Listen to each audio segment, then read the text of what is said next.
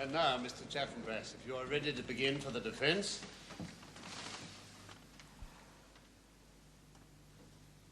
What, gentlemen of the jury, does the case for the prosecution come down to? In the end, it simply comes down to this, that Lord Fawn saw a man running in the same direction as that in which the deceased Mr. Bonteen had been walking, and that Lord Fawn subsequently opined, gentlemen, that the coat on the running man was similar, gentlemen, to one which was being worn that night by the defendant, Phineas Finn. And that, if you please, is the main reason why Mr. Finn is now standing in the dock. Because of a coat. Well, you've been shown that coat. And you've also been shown another coat. This one. And you've heard Lord Fawn say that this second coat could equally well have been the one which was worn by the running figure. Let us think more of this coat. Now, witnesses have told you that it is or was the property of a certain Mr. Meagher, and that on the night of the killing it was in the lodging house run by Mrs. Meagher, and so readily available to any of her lodgers who might have taken a fancy to it. Among them, Mr. Joseph Emilius. And what do we know of him? We know that he is now in prison awaiting trial on charges of bigamy, and that the sad state of affairs is largely due to the inquiries made during the past months by the deceased, Mr. Bonteen. In short, gentlemen of the jury, a man with a motive quite as strong as Mr. Finn's had access on the night of the killing to just such a coat as Lord Fawn saw on the running figure. And in any case, whatever coat the running figure wore, which we do not know, whoever the figure was, which we do not know, despite my friend's perverse attempt to prove it must have been a gentleman, and whatever the figure was about, which we do not know. No one has produced a single shred of evidence to show that it was, in fact, this running figure who killed Mr. Bonteen. It's simply been assumed, and then it's been further assumed, with equal lack of evidence, that this running figure was my client, Mr. Finn. Never was such a tissue of uncertainty and conjecture brought before a court and held to constitute a case. And a learned friend made a great to-do and taradiddle about Mr. Finn's jocular demonstration with his life reserver. Well, I ask you, gentlemen, as men of good British sense, I ask you, would a man who intended to kill another man with his life reserver hold a preliminary rehearsal in the presence of 3 witnesses? Or again, this quarrel at the Bear Garden Club. Mr. Finn and Mr. Bonteen quarrelled and became angry and then cooled down again, as might be expected of 2 responsible men. You've heard that when they met by accident at the doors of the club, they merely ignored each other. 2 responsible men. My client had no more intention of murdering Mr. Bonteen than Mr. Bonteen had of murdering my client. And in any case, my client is constitutionally and temperamentally incapable of committing a murder, as you shall now hear from some very distinguished witnesses who will testify as to the character of Mr. Finn. To sum up, Mr. Chaffanbrass, I have known the accused intimately for several years now, and to me it is a pleasure and honor to count him one of my most particular friends. And in what manner of circumstances, my Lord Duke, has your Grace been acquainted with Mr. Phineas Finn? I've been Mr. Finn's colleague in Parliament and in government. Latterly, I have also been his friend. Your Grace has anything to add? Yes, I have something to add. I know few men for whom I have greater personal liking, and of none in whom I would be so quick to place my trust. His hand could no more have struck down Mr. Bonteen than could this hand of mine. Auntie, here's a special evening edition of the People's Banner, and every word of it is devoted to libeling poor Mr. Finn. There's even something here about him being beaten for stealing apples at the age of 10. It's all the work of that journalist, Quintus Slide. Could you not have the man taken up? No. No, dear, you should not think about it. But how can I not think about it? There's Marie Goesler still searching for new evidence in Prague. It'll break her heart if this goes against him. Will it go against him? My dear, I can't say. Now, we can only wait. Now, if you'll excuse me, I do have some work. This hour. And Mr. Finn's life is hanging by a thread, and you have work. Well, the nation's business, my dear, now, it must go on. There are very grave problems at the Board of Trade. I've told Miss Gresham I will do what I can. But the Lord Privy Seal, you have nothing to do with the Board of Trade.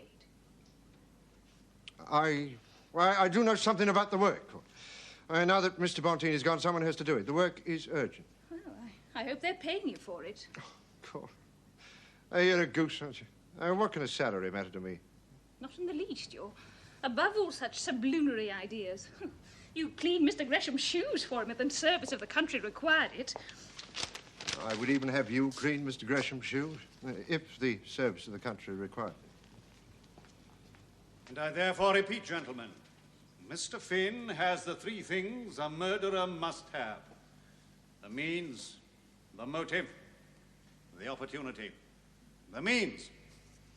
He carried a loaded cudgel, bludgeon, or club.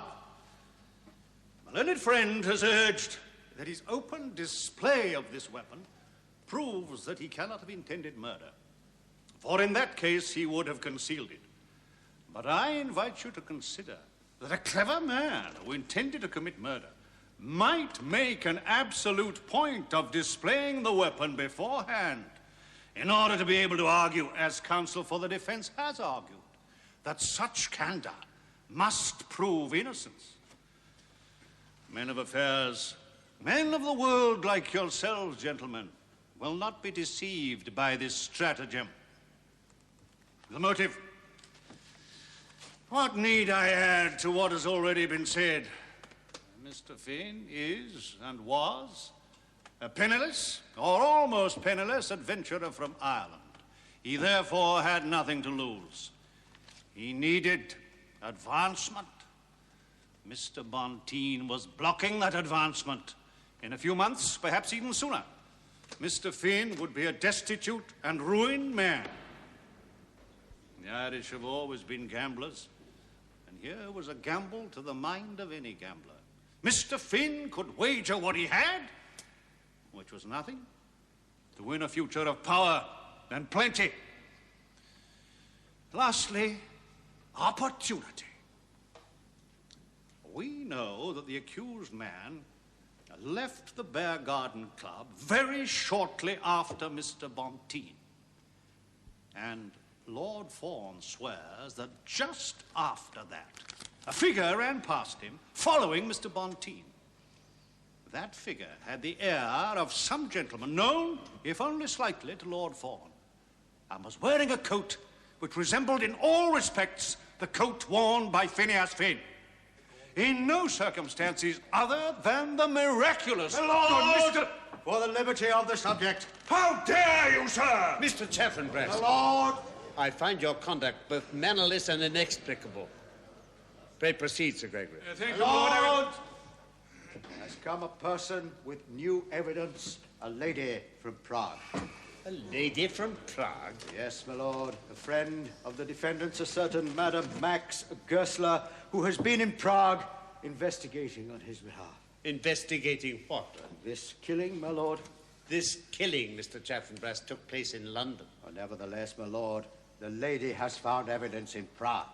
Are you asking me to believe that a female friend of the prisoner's has uncovered evidence, the very existence of which was overlooked by expert detectives?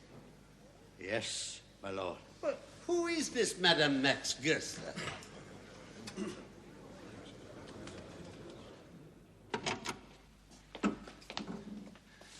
For God's sake, tell me what is happening. We know little more than you do. Madame Goesler has arrived from Prague with new evidence which is vital to your case. So I heard in court, but what new evidence? A man called Peter Praska, a Pole. What is this Pole to me? That is the attitude the Lord Chief Justice takes. The Duke of Omnium has persuaded him that Madame Max is a lady of substance and truth. So he has adjourned the trial till tomorrow that she and Praska may rest before appearing. They had a very tiring journey to get here in time. To what end, I wonder? To present some poor little straw of useless evidence that this woman has clutched at in desperation, knowing nothing of the law. You do not seem to put much faith in Madame Goesler. I don't put faith in anything, Monk. For whatever happens now, though this woman from Prague make the truth as clear as the sun, I can never forget that men have believed, as you two have believed, that I, Phineas Finn, could have killed a man for advancement. Shall be the truth, the whole truth, and nothing but the truth. So help me God. So help me God. I trust, Madame Goesler, you are now recovered from your journey. I am well enough, thank you, sir. Good. Now, will you kindly tell the court what, in the first instance, induced you to pay your recent visit to Prague? I went to Prague to see if I could find something to help my friend, Mr. Finn. Yes, but what exactly were you looking for? For a man, any man, who might have spoken to Mr. Emilius when he was last there. And you found such a man? I found many such men. But no one could help me until I met Peter Praska, who told me... Oh, by your leave, madam, you must let him tell us for himself. But what was it made you think that this man could help you as you wish? He showed me a mold from which he had made a key. He showed you a mold from which he had made a key. Thank you, Madame Goesler. And allow me to say that you are a woman of spunk, madam. Spunk, madam.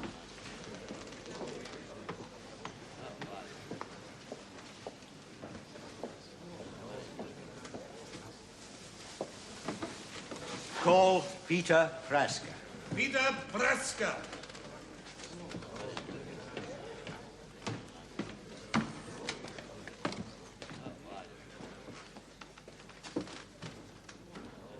This witness speaks no English, my lord, being of Polish extraction and at present a citizen of Prague. I have an interpreter ready to be sworn if need, but since Mr. Praska is a devout Roman Catholic, I suggest that we first try to communicate with him, as did Madame Goesler, in the Latin tongue. Very well. If it be Latin, I myself can interpret for the jury. Mr. Finn, may I suggest, sir, that you sit down? I have stood this long, my lord. I shall stand until I am delivered hence. As you please, Mr. Finn, as you please.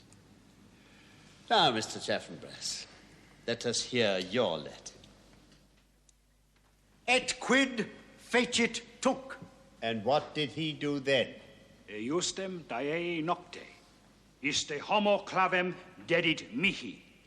On the night of that same day, he showed me a key. Et usit ut clavem simulum facerum. And told me to copy it. What was his name? Quid nomen habebat? Your syntax, Mr. Chaffanbrass, is the vilest I've ever heard. But clear enough, clear enough. Quid nomen habebat? Nomen habebat Josephe Melius. His name was Joseph Melius, that is Emilius. Nonne alias res proposuit. Did he propose any other business? Emere voluit ensem parvulum. He wanted to buy a dagger. Did you sell him one? Vendidisti? Nullum habebam. I had none. Sed quidem emit durum virgulam. But what he did buy was a small, hard stick. Cuius caput aeris tegmanae decoratum est. The knob of which was embellished with a covering of brass. And now?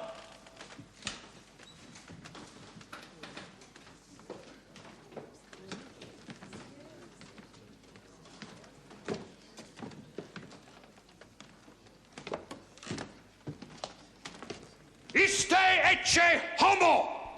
Behold the man.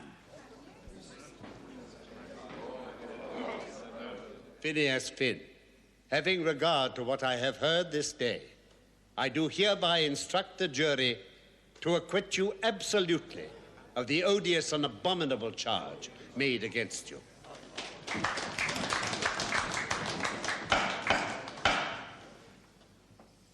Phineas Finn, you leave this court with your honor unstained, with your honor indeed enhanced by the steadiness and manliness of your bearing throughout this hideous ordeal. It has, I hope, been some consolation for you to hear the terms in which your friends have spoken of you from the witness box. And I trust that you may be able at once to resume your place among the legislators of this country. The court will be upstanding.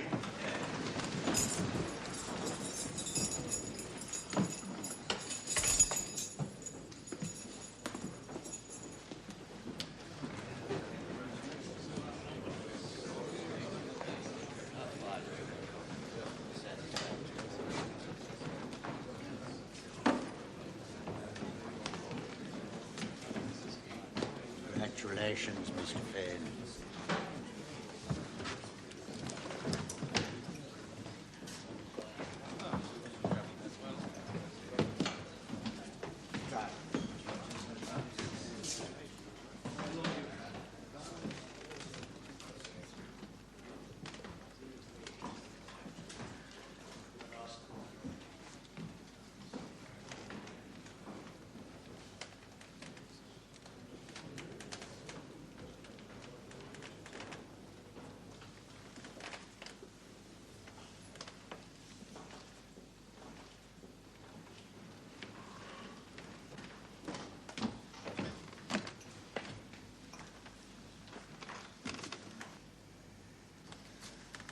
A mold. A piece of plaster. But my life could have depended on such a thing as that.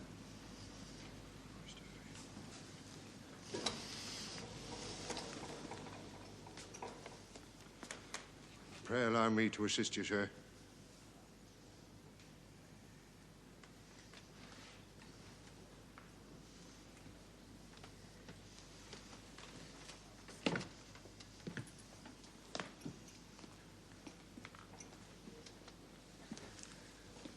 Piece of plaster, Your Grace. Such a paltry thing as that. Oh, Mr. Finn, you must think no more about it.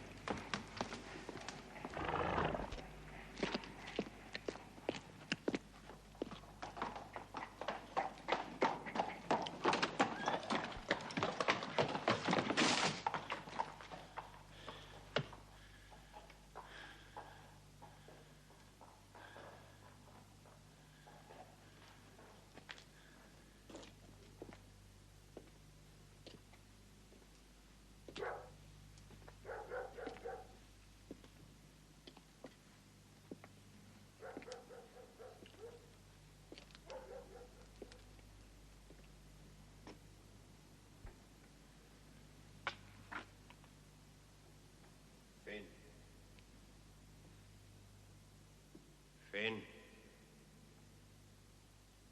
Finn. Phineas Finn. Finn. Finn. What do you want with me? I didn't kill you. But you're here, ain't you, Finn? To gloat. You're glad I'm dead, ain't you? You're glad I'm out of your way. I did not kill you. You killed me in your heart, Finn. Finn. Phineas Finn. Finn? Finn. Finn. Phineas Finn. Finn. Phineas?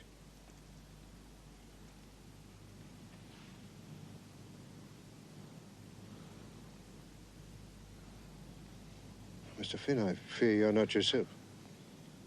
There ever shall be again, Your Grace.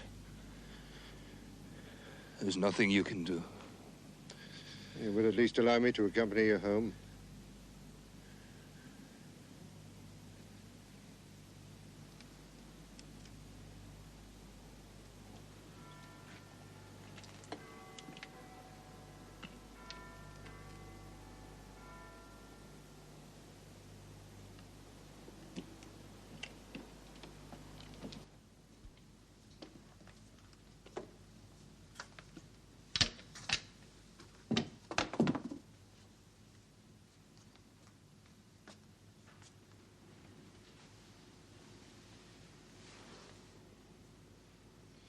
Late as it is, Mr. Finn, I'm going to impose on you for a few minutes.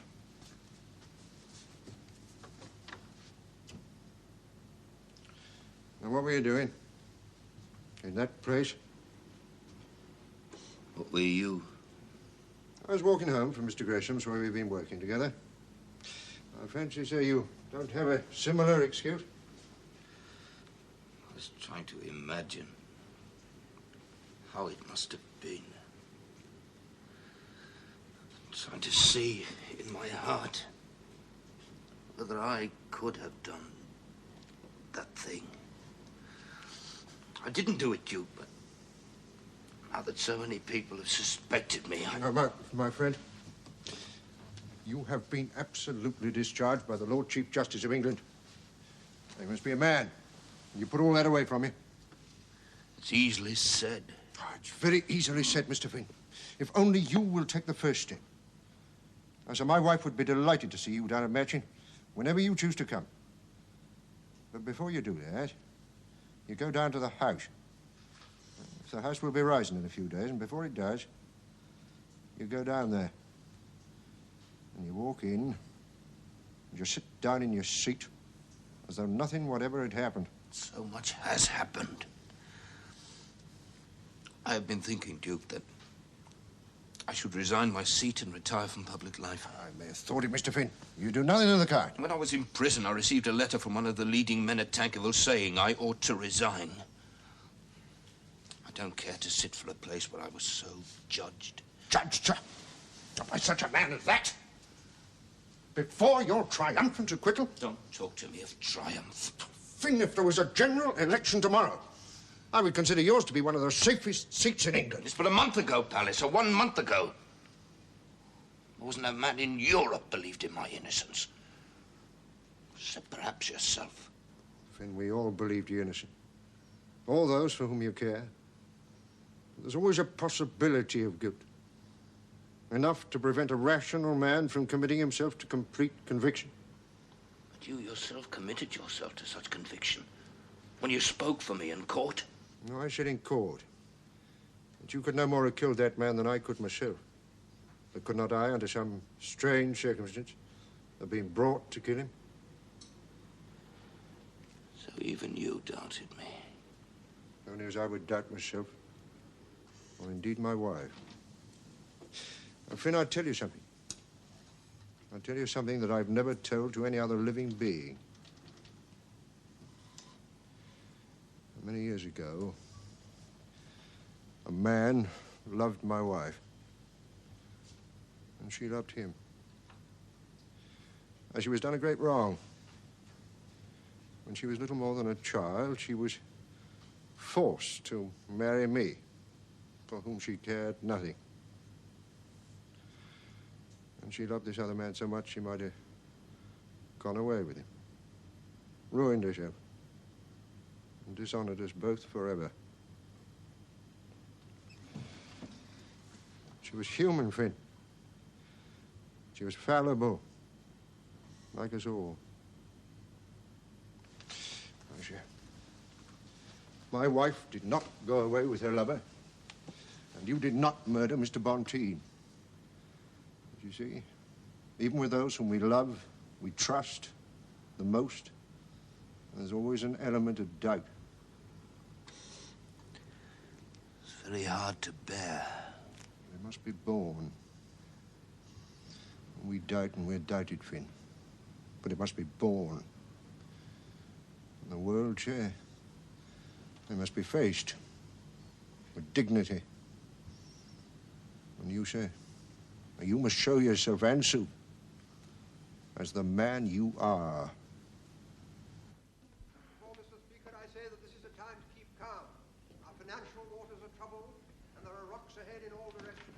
But at least the rocks are plain to see. So with cool heads and stout hearts, we may hope to navigate our way through them.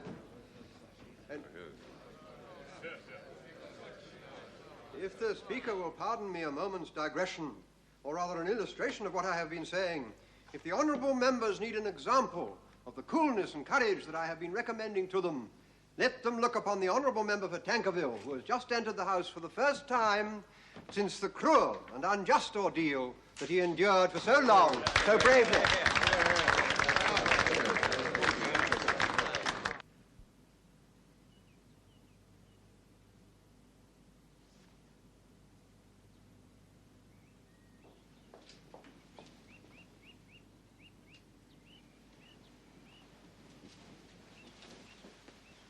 Marie, I've had some news from London.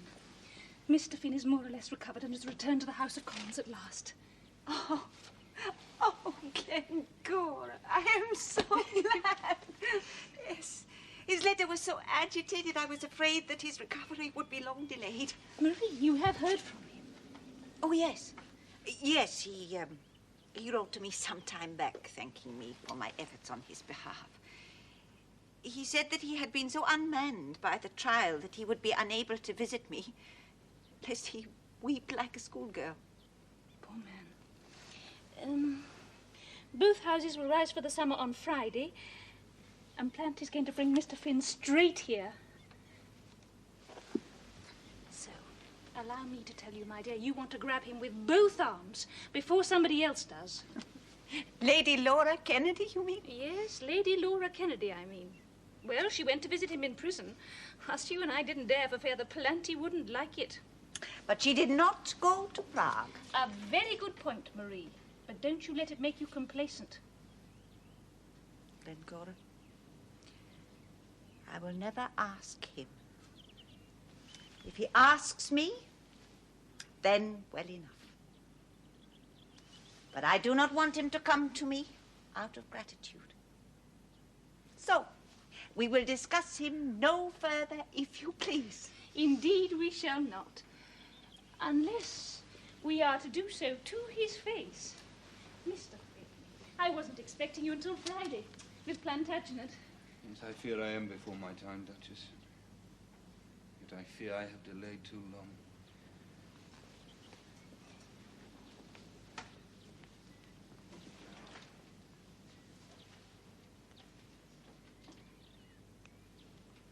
Excellently well done, Mr. Finn. Excellent, excellent. You know why I'm here, Marie. You are the guest of Her Grace the Duchess of Omnium. I am here because I love you, Marie. Yes.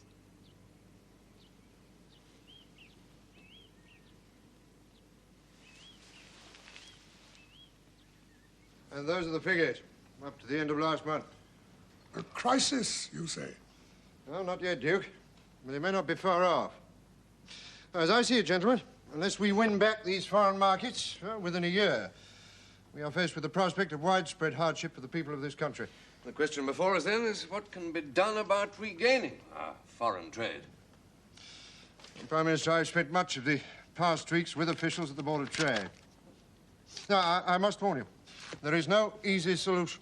How long have we got? Prime Minister?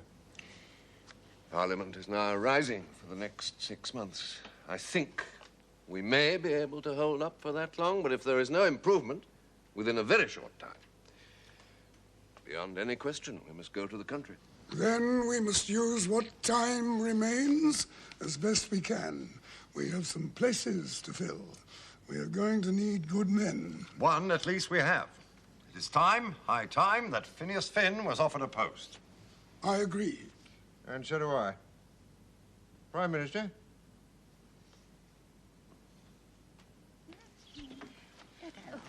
Well, then it is agreed. You will be married from here. That is very gracious of your grace. Rubbish. All her grace wants is an excuse to interfere. Maria, I just had this from Mr. Gresham. I must go to him in London. Will he offer you a post, Phineas? He doesn't say. He would hardly invite you all the way up to London just to discuss the weather. If he offers you something, Phineas, what will you say? I'm not quite sure. After all that has happened, I'm hardly yet fitted to take office. You will want to take office again one day soon. Why not now? So I'm not sure that now is the right occasion. I don't think this government will last much longer. But if you refuse them now, when they need all the help they can get, they may hold it against you later. Yes, very likely. I wish this question need not be asked and answered at a difficult time like the present, and I do not want to leave you and go to London. Only for a day or two. Yes, I suppose so. In any case, I must have gone soon. There's someone else quite apart from Mr. Gresham whom I must see. Yes, Phineas? Lady Laura Kennedy. She must be told about our marriage, and she must be told by me in person. You are quite right, Phineas. Thank you, sir. Well, now, Mr. Finn. Prime Minister. What it comes down to is this. Lord Fawn has retired, absolutely broken down by repeated police examinations. And your old place, as Under-Secretary for the Colonies, is once more free. Please do sit down. Certain of my colleagues are very warm on your behalf. Warmer than yourself, I hope. I have to remind myself, Mr. Finn, that in the past you have been doubted. You mean, I suppose, that I have been suspected of murder? I mean that you defected from us in the matter of Irish tenant right. But the party has now come round to my position. Which you adopted prematurely. However, bearing in mind the wishes of many of my cabinet, as well as so respected a politician as Mr. Monk, I do now make you the offer. Will you accept the colonies and join the government? You should understand this, Prime Minister. I, too, have my doubts. Indeed. Indeed. Doubts about the propriety of accepting office from a man who, it is clear, still mistrusts me. I did not quite say that. I also have doubts about myself. After the treatment I have had, being falsely accused of a capital crime, the man may be somewhat troubled in his mind, Mr. Gresham. I find none of this very enlightening, Mr. Finn. Do you or do you not wish to take office at the colonies? I must consider. I will let you know in 24 hours, if I may. Very well. Do not take longer. Government must go on, Mr. Finn, and decisions must be made, whatever your personal wrongs and disturbances.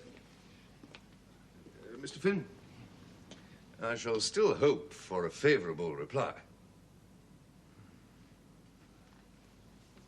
And what did your father say then? He said I'd rather stay in my own house if the Duchess will kindly permit me. Everybody knows he hasn't been near the place in 20 years. Of course he ain't. Short and tall of it is, Duchess, that he enjoys being disobliging, and these days he don't often get the chance. So when I asked for Mall Abbey, he was bound to refuse, just for the fun of refusing. At any rate, he has refused. Do you think he'll stick to that? As tight as sealing wax. And what are we to do? Well, Mall Abbey's out.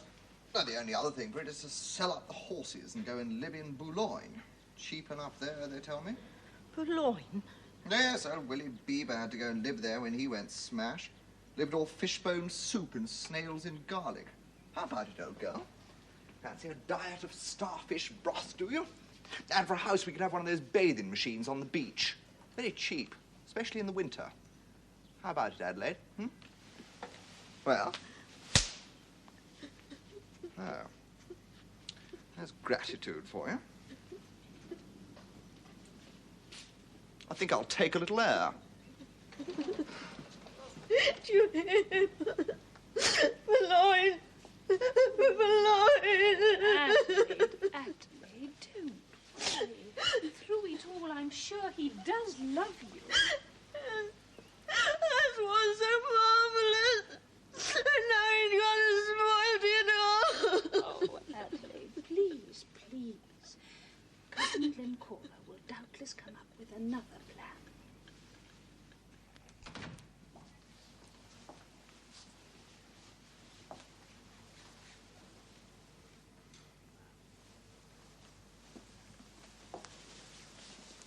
How long will you stay in London, Lady Laura?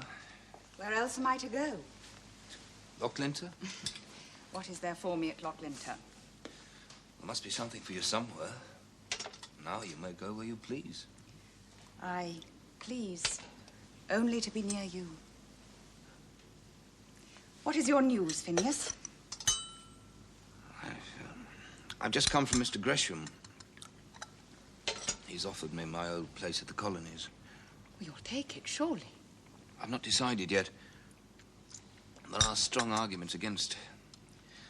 For one thing, I don't think this government will survive much longer. It'll last till next session. That gives you some months. I'm not even sure of that. Mr. Gresham is hoping for 6 months or maybe even more, but I don't think his cabinet believe it, and I'm certain that Palliser does not. He said as much? No. No, but for some time now he's had the air of one who knows that the end must come sooner or later. It's very cruel. No sooner are you offered a post than you see it vanishing from under your hand. What about your income, Phineas? If you have no office, you can't live for long as you live now. I must try. You know what I wish you to do? You're my friend. Will you not share my money as a friend should? No, Lady Laura, that cannot be. Why not? If you'd only take my money, you'd be independent of office. And dependent on you. Why must you be so proud? I should exact nothing from you.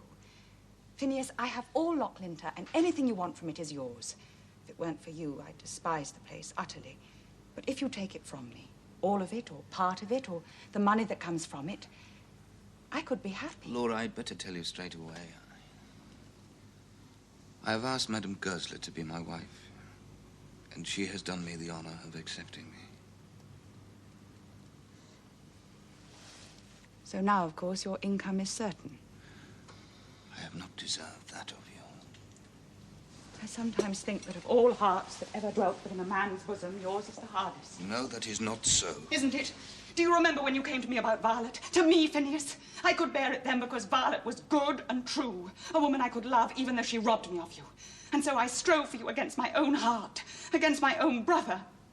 I did. You know I did.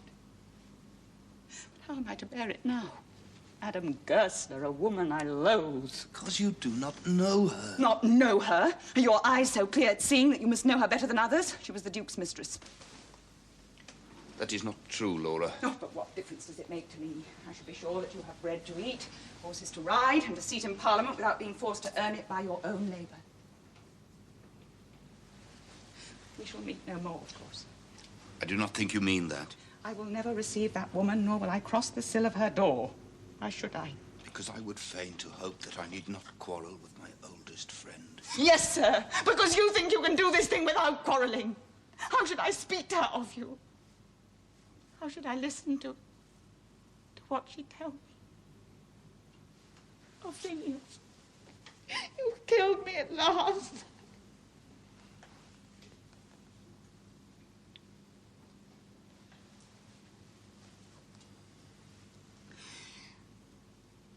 I've worshipped you when I should have worshipped my God. Of course, it's been my fault. When I was young, I didn't understand how strong the heart can be. I should have known it. And I pay for my ignorance with the penalty of my whole life. Well, that last one, get out of the Prime Minister's office. Oh, Finn. Very glad to find you at home, Duke. I want your advice. Oh, well, if I can help in any way. Oh, first, I must congratulate you. Glencora's written to me for matching. Your engagement to Madame Gerster. Well, I hope you'll be very happy. Thank you, dear lady. It's not all happiness at the moment. I just had to tell that news to Lady Laura. It was not a joyous meeting. No, I suppose not. Huh? Well, what was this advice you wanted? Mr. Gresham has offered me the colonies. Where's the difficulty, Mr. Finn? Mr. Gresham does not have confidence in me. I do not have a great deal of myself. Yeah, the only way to restore confidence is to prove yourself. And the only way you can do that is in office. Quod erat demonstrandum. It's not as straightforward as that, Duke. Oh, yes, it is, Mr. Finn. I might remind you this, you know. If you refuse Mr. Gresham, you'll also be refusing me. And I'd take that most unkindly. If you say that, you leave me no choice. Didn't intend to, Mr. Finn. Now, you tell Mr. Gresham. You accept. Then go back down with the good news to Matching. You are going back down there, I suppose? Yes, Sir Grace has very kindly asked me back. Good. Then we'll go down there together, as colleagues. There we are. Thank you. Finn? Well, there is another thing to be settled. Adelaide and Mr. Maule. Oh, Mr. Maule should take a leaf out of Mr. Finn's book. Settle it for himself. Well, if we leave it to him, they'll still be unmarried at doomsday. Now, all that is needed to unite them is money.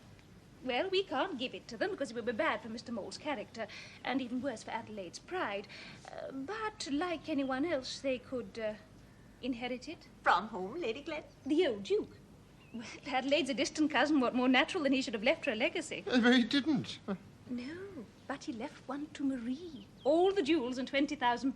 Now, Cora, just how is this relevant? Well, the jewels we could find a use for, if Marie persists in refusing them. Oh, I do. And as for the £20,000, Your Grace, I have never wanted it. There you are, you see, since none of us need it, why should the money not go to Adelaide? For my part, she is most welcome. And I'm sure your future husband would not object. There was a time when £20,000 would have meant the world to me, but by all means, let the money pass to Miss Palliser. That's it, then. Settled? No, it's not settled, my dear. Oh, Madame Gerster's legacy? Well, it cannot be bandied about at your whim. No, but it can be bandied about at hers. But Adelaide need not know that the money is really a present from Marie, but only that it came from the old Duke's will. My dear, it would be a present from Madame Gerster. It carries a 12% legacy duty, Finn. I mean, in no way could it be said to come to Cousin Adelaide from my uncle's will. Plantagenet. If you upset Adelaide by telling her that, I shall think it most ill-natured. We must bend to the truth a little that a nice girl may be happy. Oh, yes, let us trust that she may be. Hey, well done. Oh, that's it. Oh, more congratulations, no doubt. Oh, it's for me.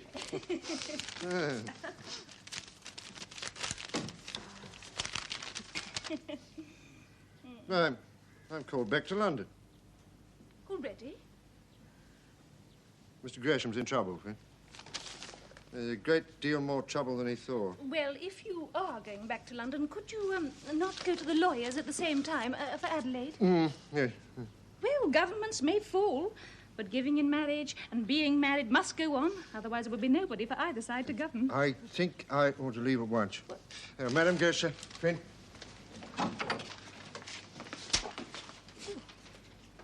Well, I suppose it is all up with the government. I did not see the telegram, Duchess, but it wouldn't surprise me. Well, it's time that Planty had a rest. Insofar as he can rest. Do you mind for yourself, Mr. Finn? Oh, well, I am shortly to be consoled. Yes, well, that reminds me. I must go and tell Adelaide her good fortune. 2 weddings to look forward to and organise now. Oh, I feel positively bridal myself.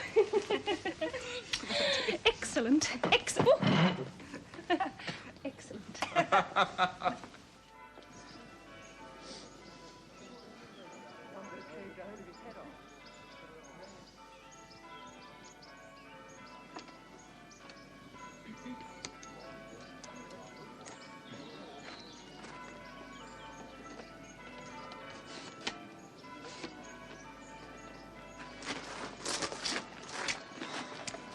Now, kindly refrain from moving, please?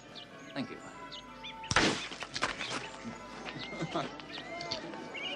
Thank you. And now one of the happy couple with only the bridesmaids. Come along, Cranty dear. That's enough of our dreary old faces. Run along. Queer thing, these photographs. Still, it's getting to quite the thing. Adelaide insisted on it at her wedding. They stick the pictures in books, Duchess, and then later on, when things go wrong, they can look at the record and remind themselves who is to blame for it. If this marriage goes wrong, they'll look at the pictures and they'll blame you. Don't be pessimistic, Mr. Longstaff. It makes a very pretty picture.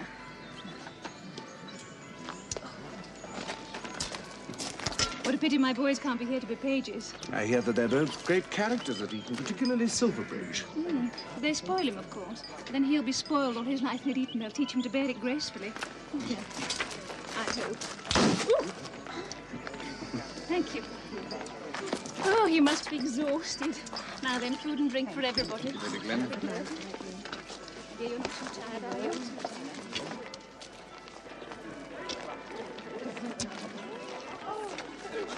Food in the marquee for everybody. Such a lovely day. Yes, it was. Yes. Very lucky in that respect. They tell me that the government's resigning, Barrington. Is it certain? Mr. Gresham will be with the Queen tomorrow. Well, it's a bit of a sell for poor old Finney, especially as he's just taken office. He expected the government to go down when he took office. Well, we all did.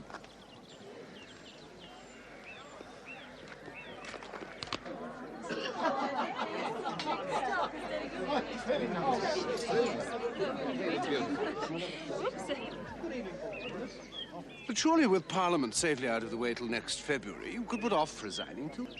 No, we're leaving because of all this damn business of import and export levies. Trade goes on, you see, Dolly, even when Parliament leaves off. Trade? I thought we left all that to the middle classes. More and more, Dolly, government is about money. We bungle the money so badly that we've got to go. And if you ask me, it's a long time before we'll be back. So you wish to spend the autumn here at Matching? Yeah, yes, I think that'd be best. Whatever shall we do with ourselves? The boys away at school till Christmas, and Marie and Phineas abroad on their wedding tour. You're going to find it so difficult just being here with me? No, it is you who shall find it hard being here with me. But what work will you do now that the government is gone? Oh, there's still plenty of work.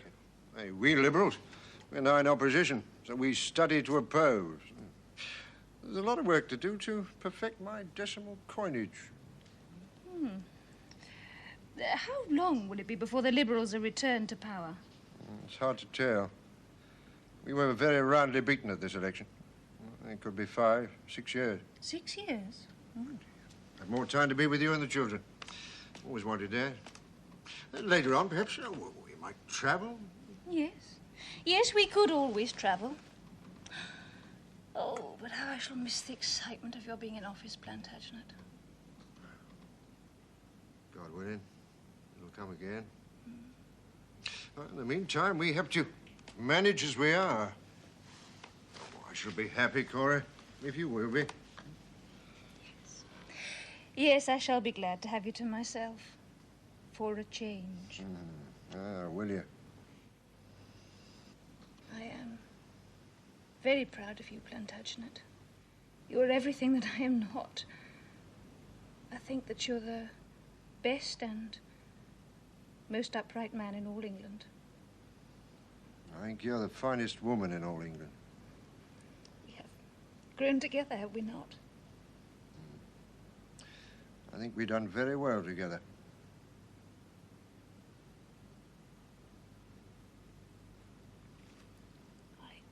I always knew you didn't really love me. Oh, Cora. I do. Then why did you never tell me? Because I thought that, well, you knew. No, I didn't.